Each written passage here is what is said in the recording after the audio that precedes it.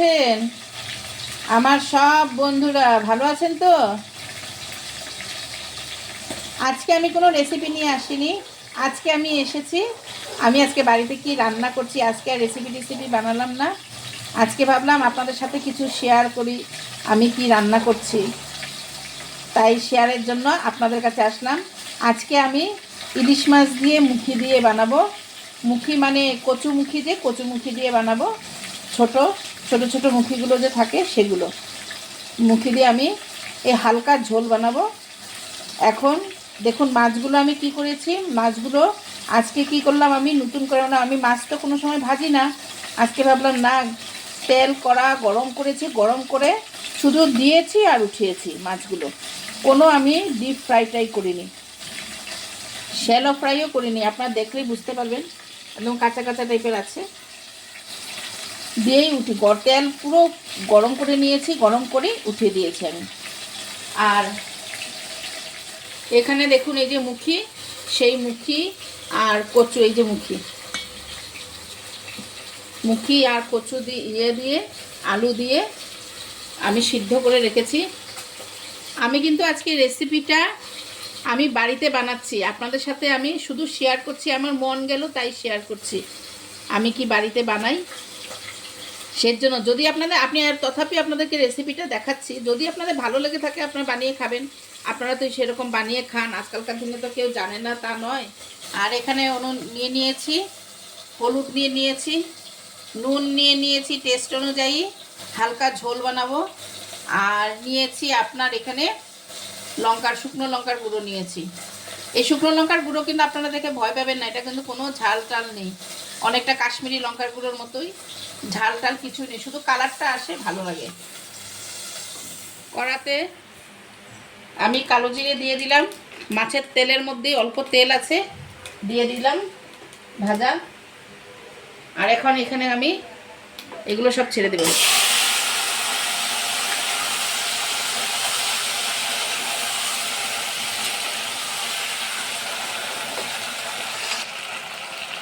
এটাকে এখন আমি মোটামুটি মানে খালি জলে ভাপ দিয়েছি, এগুলো মোটামুটি শক্ত আছে দেখুন।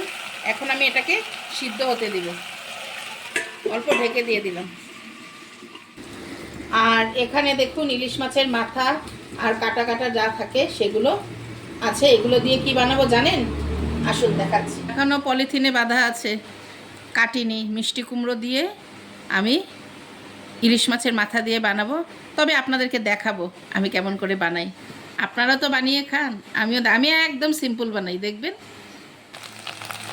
এখন এই যে আমি যে নুন, হলুদ আর লঙ্কার গুঁড়ো দিয়েছিলাম, এগুলোকে এখন ছেড়ে দিলাম, দিয়ে এখন ভালো করে কষাবো। আমি জিরে ধনে কিন্তু ইউজ করিনি, একটুকু দেইনি। এখন ভালো করে আমি কষাবো। আর এদিকে আমি কেটলিতে গরম জল বসিয়ে দিয়েছি, কষানো হয়ে গেলে জলটা এখানে ঝোল দিয়ে দিব, গরম জল। আমি আপনাদেরকে সেদিনও বলেছি আমি গরম জল দিয়ে তারপর আমি মাছ ছাড়বো। এ দেখুন মোটামুটি আমার অল্প সেদ্ধ হয়ে গেছে। আবার আমি ভালো করে কষিয়ে তারপর ঝোল যখন ফুটবে তখন এটা সেদ্ধ হয়ে যাবে বাকি যা আছে।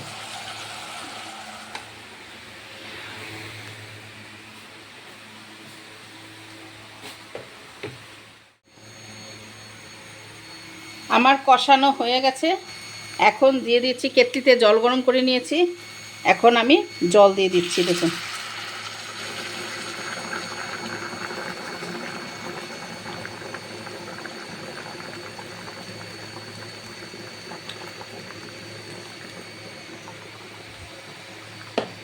আমি ঝোল বানাবো, আপনাদেরকে আগেই বলেছি। এই এখন আমি মাছগুলো ছেড়ে দেব।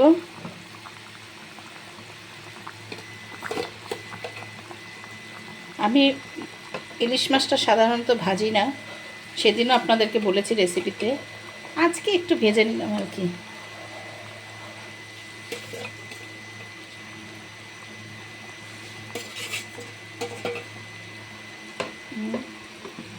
আর মাছের যে স্যুপটা বেরিয়েছে সেটাও এখানে সোয়াহা করলাম,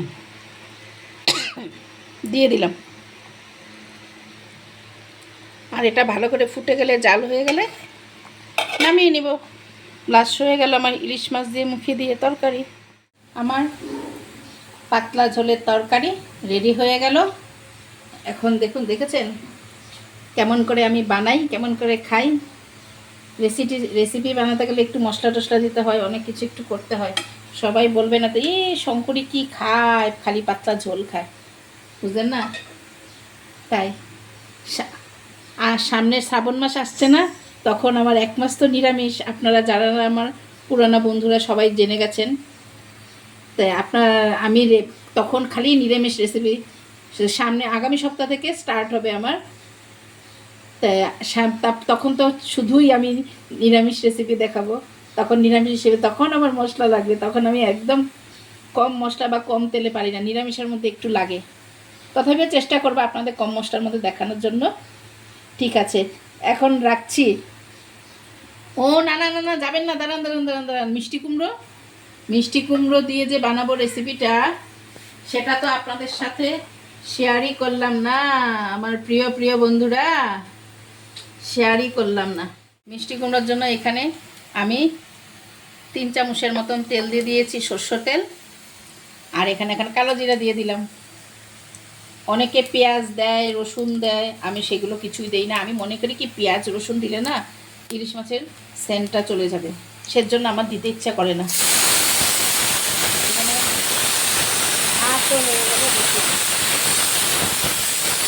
ভাতও হয়ে গেছে। আপনাদেরকে আজকে আমি অল্প অল্প করে সব শেয়ার করছি, কারণ আজকে তো আমি রেসিপি দিচ্ছি না, আমার বাড়িতে কী কী রান্না হচ্ছে সেটাই আপনাদের সাথে শেয়ার করছি। সেজন্যই আপনাদেরকে আমি দেখাচ্ছি।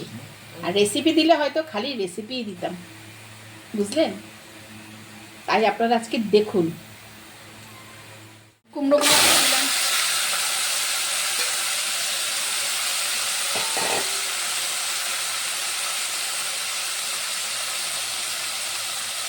নুনও দিয়ে দিলাম টেস্ট অনুযায়ী।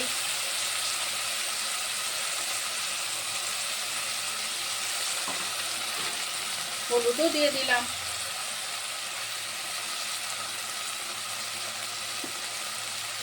আরেকটা জিনিস শেয়ার করব আপনাদের সাথে, আপনারা দেখবেন, হ্যাঁ, কাউকে কিছু বলবেন না কিন্তু, আমি যে এটা বানাবো এটার মধ্যে আমি চিনি দেব, বুঝলেন? চিনি ছাড়া আমার ভালো, মিষ্টি কুমড়ো তো মিষ্টি মিষ্টি হতে হবে, তাই আমি একটু চিনি দিই। মিষ্টি কুমড়ো তো গ্যারেন্টি নেই মিষ্টি হবে না কি হবে, আমি এত ভালো চিনি না কুমড়ো, কিন্তু লাগছে আজকেটাই মিষ্টি হবে, তাই আমি এখানে একটু চিনি দেব। এই যে দেখুন, 1 চামচের মতন চিনি নিয়েছি, এখানে দিচ্ছি।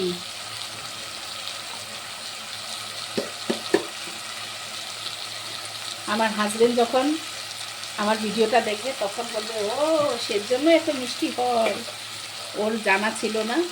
এখন এগুলো আমি দিয়ে দিব, দিয়ে দিলাম। দিয়ে এটা একটু ঢাকা দিয়ে রাখতে হবে।